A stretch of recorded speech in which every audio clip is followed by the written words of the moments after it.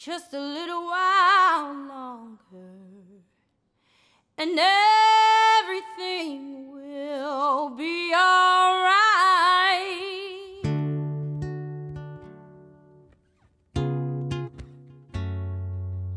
Pray on just a little while longer. Pray on just a little while longer. Pray on just a little while longer. Everything will be all right.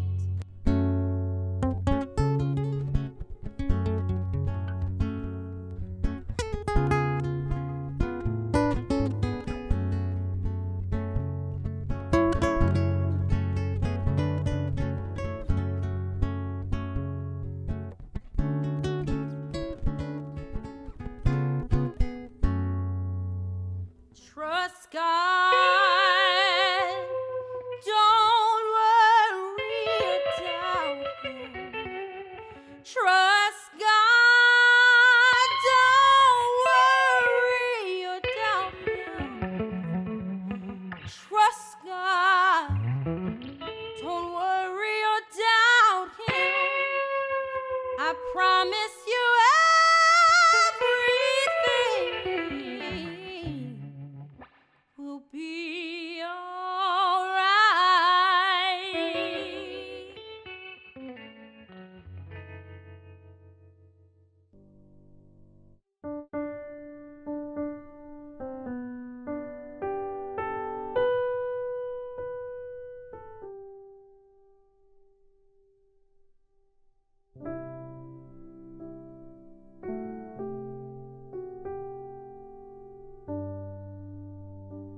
First, let me tell you a little bit about William Goodrich.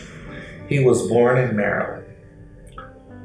His mother worked on the Carroll plantation. Now, Mr. Carroll was one of the signers of the Declaration of Independence. And when she was with child, he sent her to Baltimore. So that's where William Goodrich was born. And about at the age of 6, he was sent across the Mason and Dixon line to learn a new skill or to do some indenture work as a tanner. And the Dunns, he lived with the Reverend and Mrs. Dunn. They taught him how to read, they taught him how to write. Part of the deal was that he would become educated and he would learn the trade. Well, when the tanning business went under, he was about 16 years old, they released him from his duties, gave him a Bible and a set of clean clothes, and he went off to learn a new trade. So we'll fast forward. He learned barbering, and he came back to York, and he turned a one-chair barbershop into the tallest and most important emporium here in York that was on the square. So when you think of William Goodrich, you have to first think of a black man who was born enslaved, came across the Mason and Dixon line, and became such a successful businessman in York.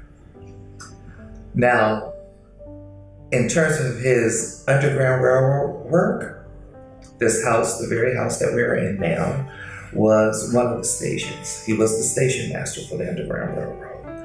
And the house is its place.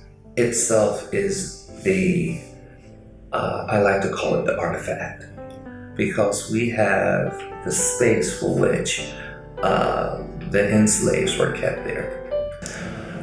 What we are finding out in our research that William Goodrich was probably part of every Underground Railroad movement or precursor to the Civil War in Pennsylvania. You can connect him with so many individuals. So when you think of the Underground Railroad in Pennsylvania, to even try to leave William Goodrich out of the narrative, it would be kind of hard to do. The Underground Railroad here in York County was one of the key things in the 1830s, 1840s, and 1850s in the development of the entire national Underground Railroad. In fact, some accounts suggest the term Underground Railroad even originated in York and Lancaster counties along the Susquehanna River. There were many individuals, whites such as Quakers, African-American individuals that were involved in the Underground Railroad. Here in southern York County, the leading point of entry into the Underground Railroad, the #1 conductor in this region was a man named Samuel Berry. Here in York County is estimated to potentially have assisted hundreds of potential slaves through the region over a 12 to 14 year period that he was active. Samuel Berry's activities are remembered by an autobiography of his daughter, Amanda Berry Smith, who was a leader in the Methodist Church and the evangelism movement in Africa after the American Civil War. One thing's for sure though, in the 1840s and 1850s, Shrewsbury was a hotbed, and Samuel Berry was one of the major factors in the activity of the Underground Railroad right here.